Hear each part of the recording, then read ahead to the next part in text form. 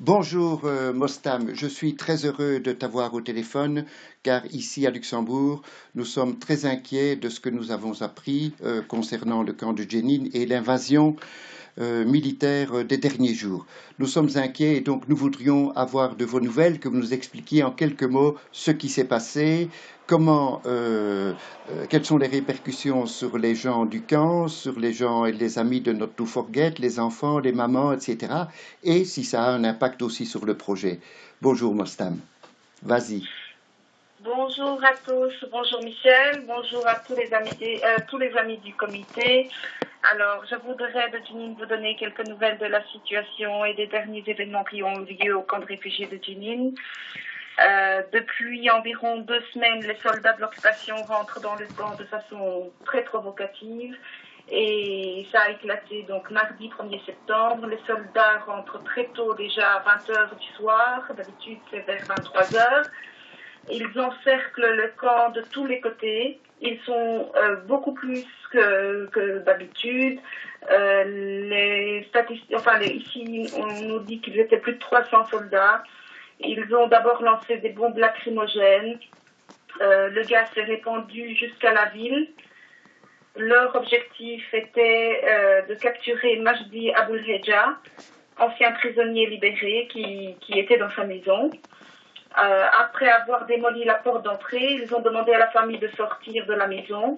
Après l'expulsion de la famille, les soldats ont exigé à sa femme de jeter la poupée qu'elle avait dans ses mains en parlant de son bébé. Elle a pris l'enfant et leur a montré que ce n'était pas une poupée, que c'était bien son bébé. Ils ont ensuite détruit la maison totalement. Le climat de la nuit, c'était un climat de guerre. Ça fait longtemps que le camp n'avait pas vécu une telle représailles avec une telle ampleur. Ces événements ont bien entendu déteint directement sur nos enfants, sur les enfants du camp, sur les enfants du projet et leurs mamans. Les mamans du projet que nous voyons de manière régulière sont dans un désarroi total, ne sachant plus comment faire avec leurs enfants, qui ne ferment plus l'œil de la nuit. Les enfants sont complètement terrorisés dans le camp. L'intervention des éducatrices du projet est de plus en plus nécessaire. D'accord, Mostam, un grand merci. Écoute, maintenant, Oui.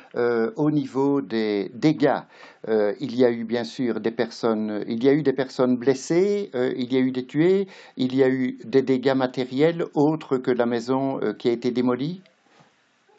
Alors, évidemment, les rues, beaucoup de pneus brûlés, les rues ont été rasées, puisque c'est un bulldozer qui est venu détruire la maison.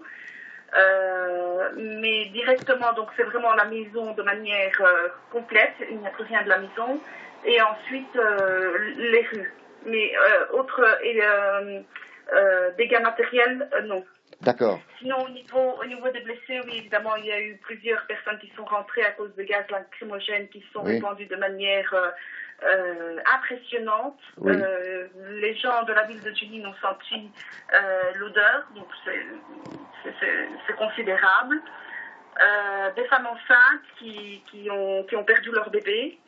Des femmes Mais pour enceintes être qui ont perdu dire, leur bébé des femmes enceintes, ben oui, le gaz Ah oui, d'accord. oui, il y a eu quelques femmes qui ont perdu leur bébé. On n'a pas exactement les chiffres, mais voilà ce que les mamans nous ont dit. D'accord. Évidemment, les petites blessures, ça, on va pas entendre, on n'a pas des nouvelles directes. Oui, oui, oui, oui, oui, d'accord, d'accord.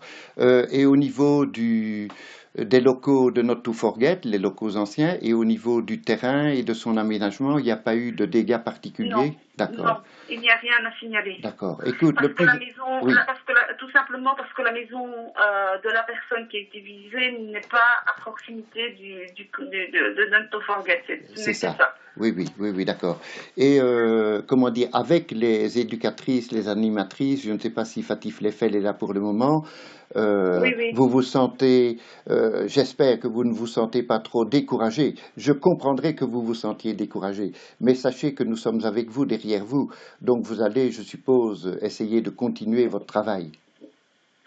Oui, mais évidemment, le programme d'activité qui était prévu a été arrêté depuis la rentrée des classes Oui. à cause de cette incursion. Nous sommes en train de voir avec le docteur Patrick Leffel quelle intervention nous pouvons faire pour au moins atténuer la peur et la détresse des enfants. C'est ça, oui, oui, bien sûr, il faut adapter le programme en fonction des événements. Il sert à ça aussi, hein, c'est évident.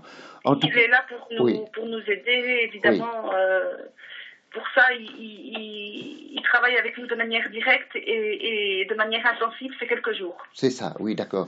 Est-ce que les autorités palestiniennes, est-ce que au niveau politique, est-ce qu'il se passe quelque chose par rapport à cette incursion à Jenin? Et puis je crois qu'il y en a eu d'autres autre part aussi. Est-ce qu'il y a un message, une intervention de la part de l'autorité palestinienne? Qu'est-ce que vous lui dites?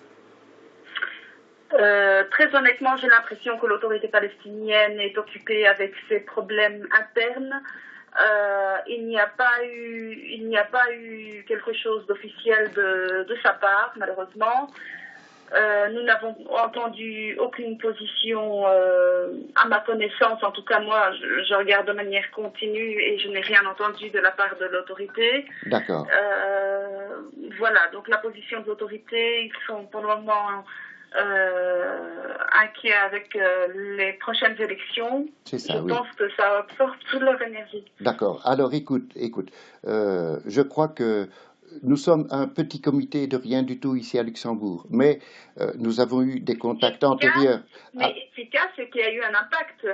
Oui, oui, oui, d'accord. Mais ce qui compte maintenant. Entendu pour le cactus, oui, oui. D'accord. L'affaire du cactus. D'accord. Mais au-delà de ça, Mostam, nous pensons devoir envoyer un message à l'autorité palestinienne et à l'OLP en leur disant les choses que la société civile qui se bat ici à Luxembourg, en France, etc., ont envie de leur dire.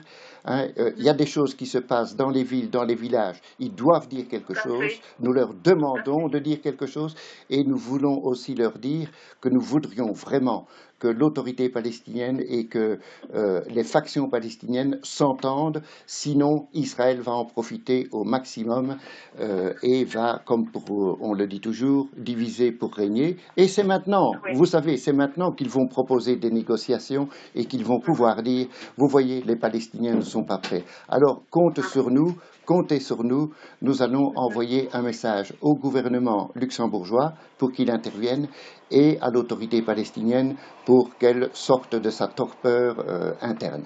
Voilà, nous vous embrassons tous chaleureusement, tenez le coup, tenez bon, vous l'avez montré depuis 60 ans, depuis 80 ans, vous allez encore le montrer et nous sommes avec vous. On vous embrasse bien. Salut Mostam. Merci Michel et toutes mes amitiés au comité. Je fais parvenir le message que vous venez de dire à nos amis du CA et de notre Forget. D'accord, merci.